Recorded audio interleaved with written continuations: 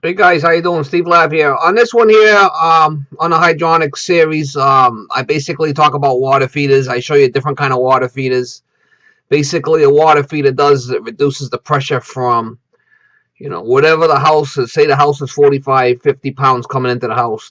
The water feeder will reduce the pressure down to like 12 to 15 pounds for boiler pressure.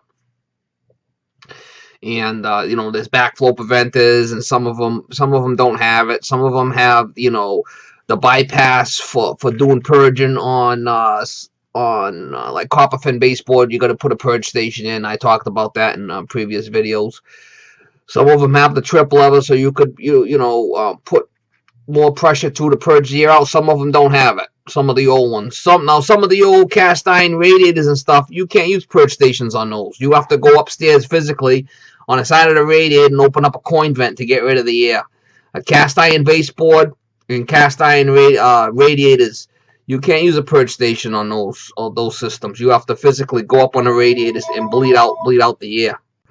Also, guys, I go over the relief valves, a couple of different relief valves, different between pressure relief and temperature and pressure relief valves. I show you what kind of relief valves you'd have on a water heater.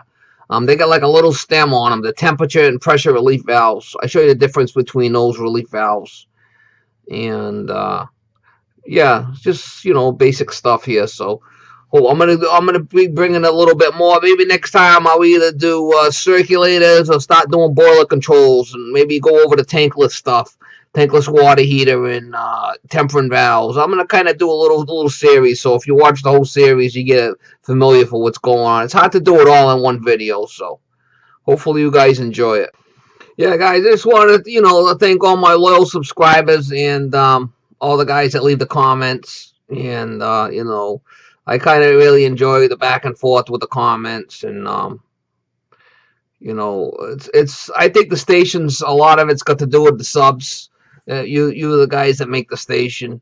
If it wasn't for you guys, really, it wouldn't even be worth going through all this aggravation and posting all this stuff. So. I appreciate all the loyal subs and all the new guys that come along. Hopefully, we could become friends and get to know each other and back and forth with the comments. I kind of like that. So, thanks for watching my channel, and hopefully you guys enjoy the video. All right, guys. On this one, we're going to talk about water feeders. Okay. This is the most common, but I got some real old stuff here that I dug out of my scrap pile and stuff. I probably got a lot more in there, but I'm just gonna kind of bring some of the stuff. This is the most basic one that you'd see that I was talking about, that you could flip the little lever up to do the bypass on it. There's a little lever right there. Now, basically, this set comes set from like 12 to 15 pounds. Okay, if you want to increase the pressure on this, you just back this off, right? And you just turn the screw in. There's usually a little nut. See that little nut right there? There's usually a little nut. Sometimes you have to take that nut off to be able to bypass it. Sometimes this won't go down enough if the nut's on it. And you'll see inside there, there's that little rod I was talking about. Okay, and it comes through set 12 to 15 pounds. Alright, now if you wanted to increase it, you just take a big screwdriver, you stick it on the top there, and turn this down. Say you wanted to run 20 pounds. By turning that down, it's going to increase the pressure. And once you get it set, you'd put your locking nut on there.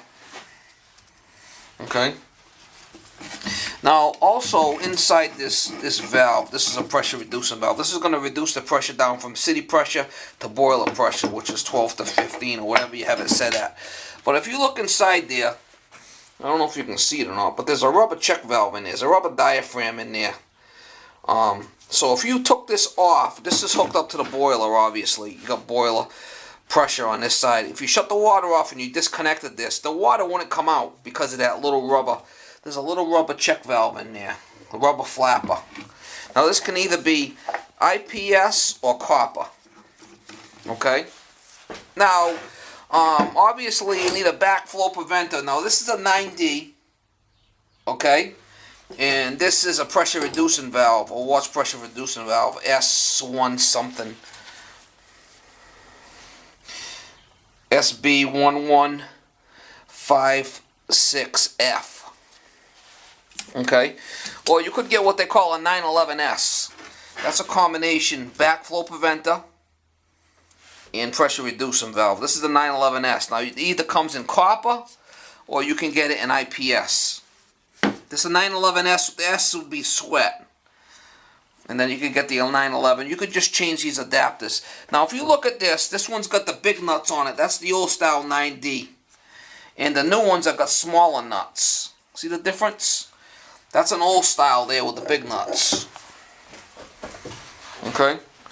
Now, this particular feeder right here doesn't have a bypass on it. If you can see, there's no way of bypassing it. Alright? So, on something like this, if you had a purge station, you really couldn't use this thing. You see these a lot on the old style radiators and stuff. You can't purge them systems out anyway. You got to go upstairs and bleed the radiators out manually. Now, here's another one here, and this one's got a little backflow device. Some kind of little double check backflow device on it. This one again, no bypass. Look at this old beast. This one's a combination feeder and relief valve. There's a relief valve comes out the side here. A lot of the old ones, like this one here, is a combination feeder and relief valve. You wouldn't have the relief valve in a boiler. The relief valve's up top here. Okay, that one doesn't have the bypass either. This is just some of the shit that you come across. There's another one with the relief valve on the top. But on something like this new style here, you would have relief valves. I got some relief valves over here, different ones.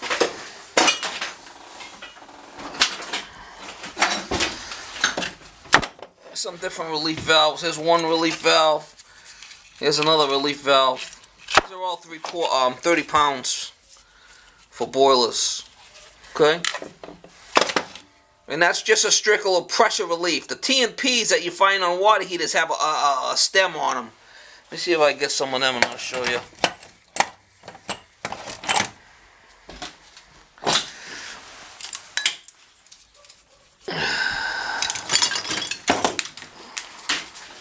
Now here's the relief valve for the hot water tanks. That's a 4-inch. That would go in the side of the tank.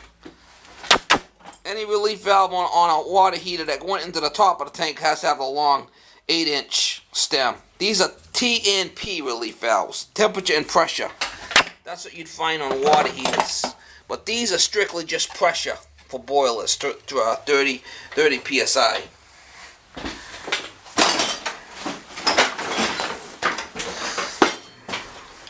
Alright, this other pressure reducer valve, I just wanted to throw it up here. This is for domestic water, to reduce the pressure down on a domestic water line. It might say anything over 60 pounds, you got to put a pressure reducing valve in it.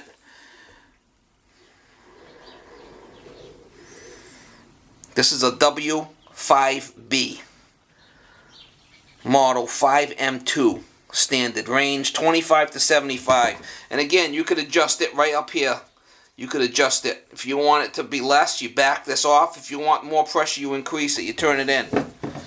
And this would reduce the pressure down. If you're down next to the ocean or something, you got a lot of water pressure, you'd put something like this in to reduce the pressure down in the house. So that's just some of the stuff. This is the most common one, 911S. It's got the backflow and this. Now, if you look at this, it's a solid. Doesn't have any unions on it. See how this one's got the union on it? You can buy these. I have these in the truck. Just these basic replacements that are all solid. Sometimes, you know, if the feed is bad. A lot of times you'll go on a job and there's no water in a boiler, and this thing is just full of stuff, full of sediment. You know? Especially if you go there and the relief valve's been blowing on the boiler and this thing's not feeding water. This thing should always be able to feed water, but it get blocked a lot of times. If the thing can't feed water, then we got issues. You know, that's just some of the stuff. I'm sure I got more here in all my barrels and my junk, but that's just it's just enough to show you guys what's going on with the water feeders. I think next what I'm going to do is circulators. I might do circulators next.